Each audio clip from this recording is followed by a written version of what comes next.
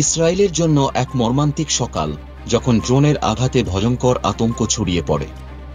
এটি ছিল ইয়েমেনের প্রতিরোধ বাহিনীর একটি কার্যকরী হামলা, যা সরাসরি ইসরায়েলের একটি আবাসিক ভবনে আছড়ে পড়ে। ড্রোনটি দক্ষিণ তেল আবিবের কাছের শহর ইয়াভনে এই আক্রমণটি ঘটেছিল। কিন্তু কেন? কোন সাইরেন অ্যালার্ম বাজেনি? কেন কেউ জানত না যে ইসরায়েলের ওপর আছড়ে পড়ছে একটি ড্রোন? এসব প্রশ্ন নিয়ে এখন চলছে তদন্ত। ইসরায়েলি সেনাবাহিনী জানিয়েছে, ড্রোনটি ইয়েমেনের কাছ থেকে নিক্ষেপ করা হয়েছিল এবং এটি মিশরের আকাশপথে দিয়ে ইসরায়েলি সীমায় প্রবেশ করেছিল। শুরুতে ড্রোনটি কেউ লক্ষ্য করেনি, এমনকি কোন সতর্কতার সাইরেনও বাজেনি। সেই মুহূর্তে কেমন ছিল ইসরায়েলের আকাশপথের নিরাপত্তা পরিস্থিতি? কেন কেউ আগে বুঝতে পারল না যে এই বিপদ আসছে? ইসরায়েলের আকাশ প্রতিরক্ষা ব্যবস্থা আয়রন ডোম বারবার ব্যর্থ হয়েই চলেছে।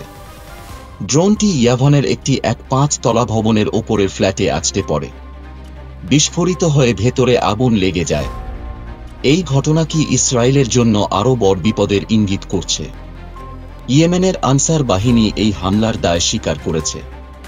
তাদের মুখপাত্র ইয়াহিয়া সারি এক ভিডিও বার্তায় বলেছেন, তারা সফলভাবে ইসরায়েলের একটি সংবেদনশীল লক্ষ্যবস্তুতে আঘাত করেছে।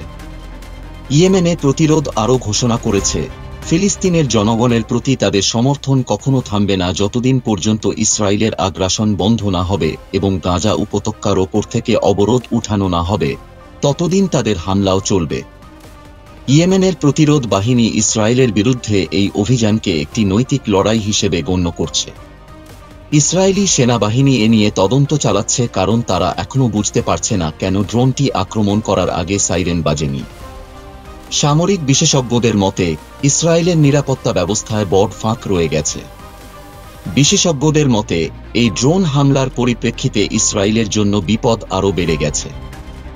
ড্রোনের মতো প্রযুক্তি এখন অনেক দেশে সহজলভ্য, এবং ইয়েমেনের মতো দেশও যখন এর ব্যবহার শুরু করছে, তখন ইসরায়েলের প্রতিরক্ষা ব্যবস্থা নতুনভাবে পুনর্বিবেচনা করা প্রয়োজন।